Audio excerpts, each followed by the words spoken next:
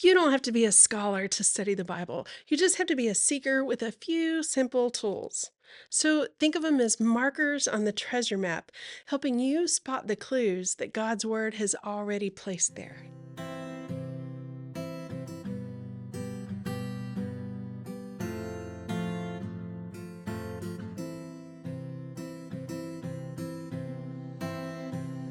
Hey there, friend, and welcome to Beneath the Fig Tree. I'm Rose, and I am so glad that you're here. We're in a special season of the podcast called the 119 Bible Boot Camp, and last week we talked about some common terms that are used for Bible study tools. And now it's about to get really fun because we're going to move beyond just opening the Bible to actually digging in and understanding what it is that we're reading. Today we're going to be talking about some of my favorite digital tools for digging into Scripture. And then over the next few weeks, I'll be doing some video walkthroughs over on the YouTube channel showing you exactly how to use each one.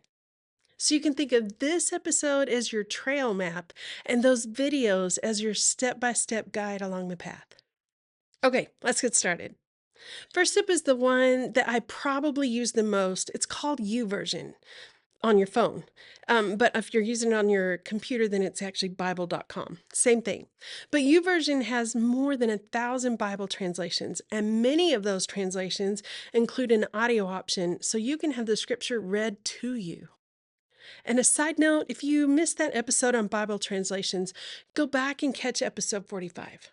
But in addition to having all the translations that you might want, YouVersion also has reading plans. They have devotionals on just about any topic that you can think of. They have shareable scripture graphics, the ones that your friends keep posting on Facebook, and you wonder how in the world they've gotten so good at graphics.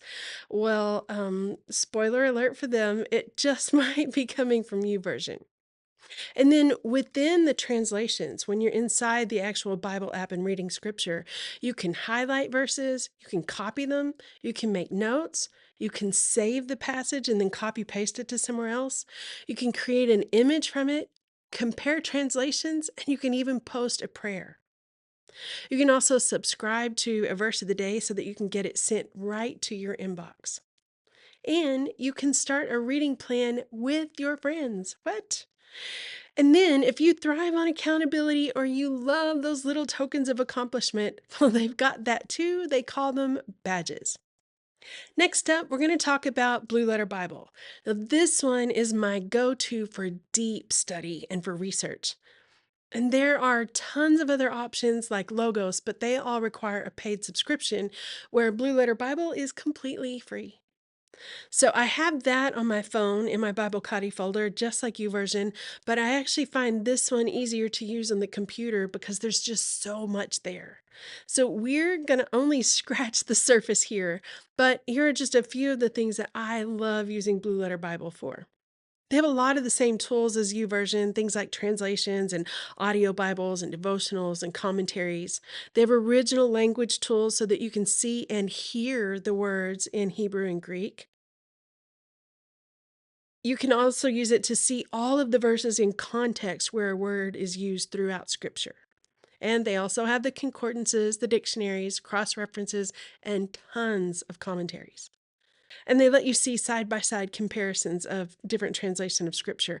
I can definitely spend hours in Blue Letter Bible going down rabbit hole after rabbit hole, looking for understanding of a passage or even just a single word. In fact, a little bit later in the boot camp, we're going to talk about things like word studies, topical studies, book studies, character studies, and verse mapping. And Blue Letter Bible will be one of our very close companions and very good friends for all of those. Now let's talk about Bible Gateway.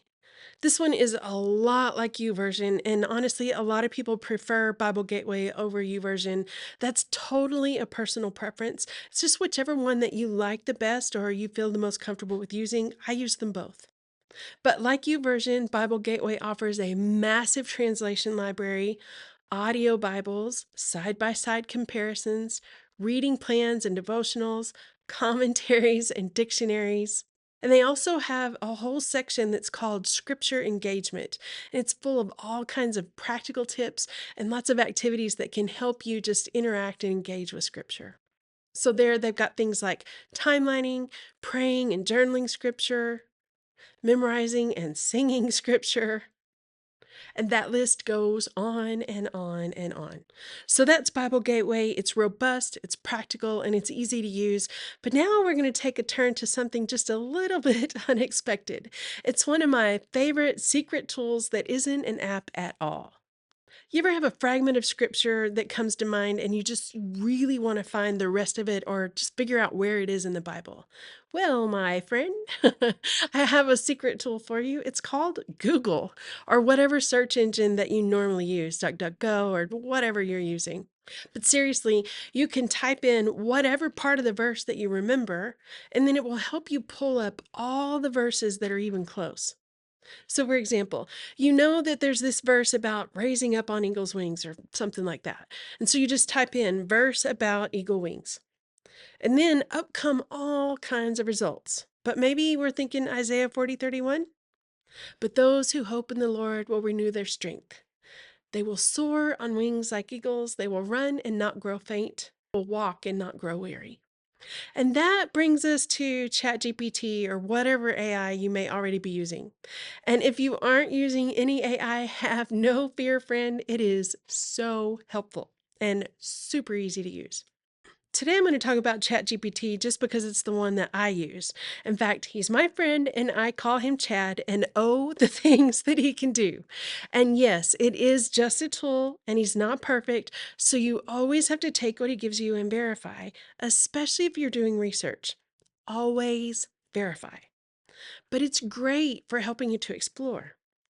And we can't possibly talk about all the things he can do.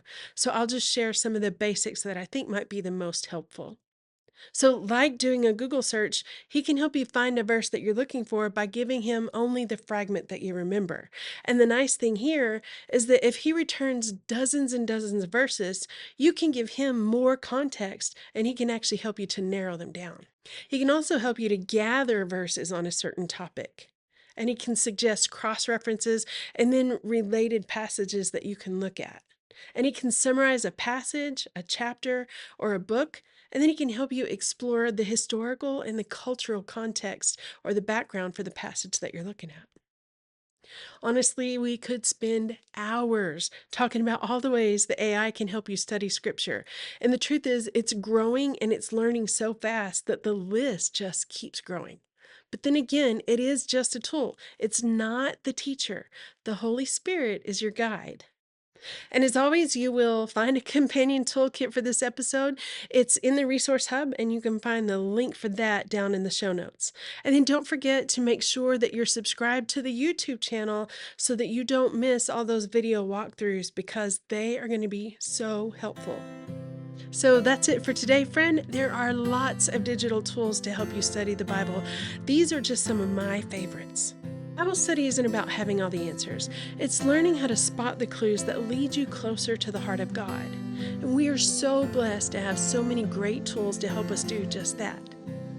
And one quick note, after today, the boot camp episodes will actually take a quick pause. We'll be back on November 18th with episode 54.